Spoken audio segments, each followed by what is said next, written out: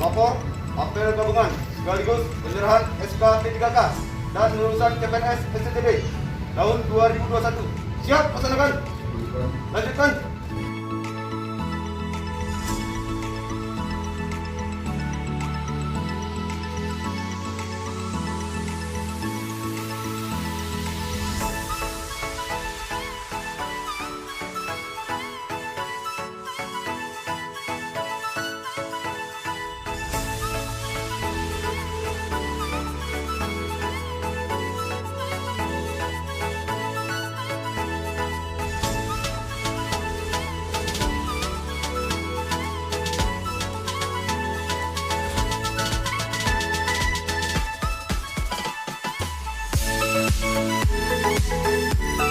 Saudara harus menunjukkan integritas dan dedikasi yang tinggi untuk mengabdi kepada daerah dan bangsa.